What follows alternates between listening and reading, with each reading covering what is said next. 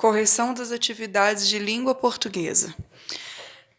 Então, nós estamos estudando em português sobre entrevista, né? Já vimos sobre a entrevista da coruja, ontem vimos a entrevista com o autor Ziraldo. Hoje a gente vai entender um pouco mais sobre entrevista. Sempre que no nosso livro tiver esse símbolo aqui, ó, um círculo vermelhinho, um balãozinho, é porque são perguntas para a gente conversar sobre elas, tá? Para a gente aprender com elas. Então, hoje no nosso encontro do Google Meet, nós conversamos sobre todas essas perguntas e é uma forma de a gente aprender também, tá bom? Agora a gente vai fazer a correção das outras atividades.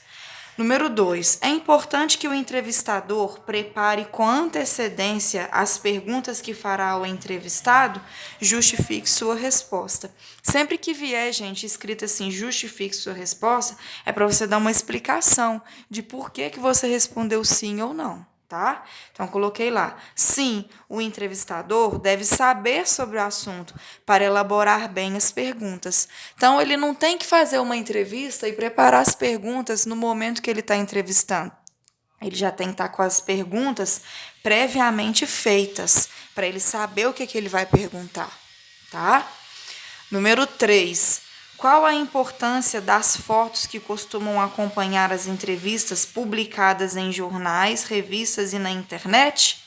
Olha, na entrevista que nós lemos ontem com o autor Ziraldo, tinha lá a imagem dele, vocês se lembram?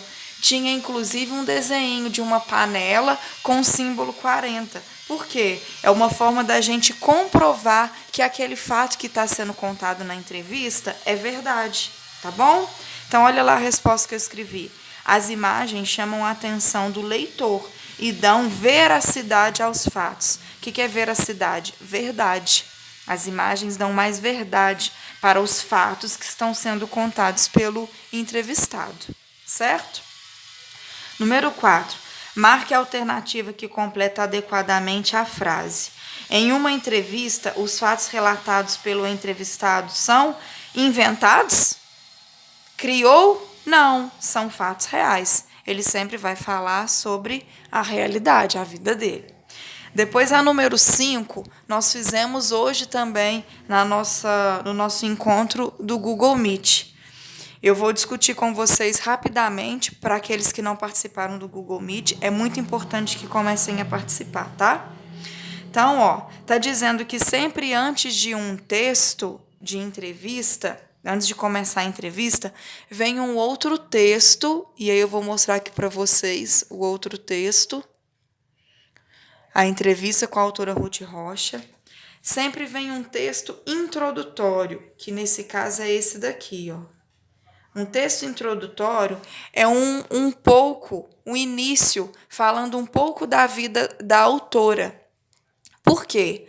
Antes de começar a fazer as perguntas, dá essa introdução para poder o leitor já conhecer um pouco mais sobre quem é essa pessoa que está sendo entrevistada. Vocês fizeram aí as atividades, com certeza leram, e essa é a autora Ruth Rocha. Aí aqui ela está contando, aqui está sendo falado, não é ela que está falando, é uma informação sobre ela. Que ela estudou no Colégio Rio Branco, e aqui está dizendo que ela começou a escrever pela revista Recreio no ano de 1969. Depois é que começa, foi feita a primeira pergunta, né? Que até a pergunta ela sempre vem em negrito para poder diferenciar, para poder destacar o que está sendo perguntado da resposta que está sendo dada. Então, olha que está vendo que está mais escurinho do que essa outra parte aqui? Aqui é a pergunta, aqui é a resposta. Então, primeiro veio esse texto, introduzindo, falando um pouco da vida da autora, para depois vir a pergunta. Depois vem ela dando a resposta. Ok? Então, aí aqui está pedindo para a gente conversar com os colegas, né, discutir qual que é a importância dessa introdução, para o leitor conhecer um pouco mais sobre a vida da pessoa que está sendo entrevistada. Depois, a letra B. Como você imagina que o entrevistador conseguiu elaborar esse textinho introdutório? Ele pesquisou sobre a vida da autora ou até mesmo ele conversou com com a entrevistada, perguntou algumas informações básicas para ela, para poder ser capaz de fazer esse textinho. E aí, lá na hora da entrevista, ele já estava com as perguntas elaboradas, ele vai e pergunta para ela, ok? A número 6 agora. Relacione as duas colunas identificando o que é a atribuição do entrevistador e o que é a atribuição do entrevistado. Então, olha lá. O entrevistador, o que ele obrigatoriamente tem que fazer? Ele tem que fazer as perguntas, né? Ele também precisa de escrever um texto introdutório. O que é o texto introdutório? Esse daqui, contando um pouco sobre a vida da pessoa que está sendo entrevistada. O entrevistador também precisa de selecionar assuntos de interesse dos leitores. Ele não pode falar de um assunto que não vai ser interessante para os leitores, tá? Ele tem que pensar em assuntos que vão chamar atenção. E o entrevistador também é quem vai introduzir novos assuntos. Então, vocês viram ontem lá na entrevista com o Ziraldo que era a DDH, né, que é dentro da história, quem estava fazendo a entrevista. Então, eles que introduziam novos assuntos. E quais são as atribuições do entrevistado? A pessoa que está sendo entrevistada, o que ela tem que fazer? Responder as perguntas e fornecer informações para o texto introdutório. Somente isso, ok?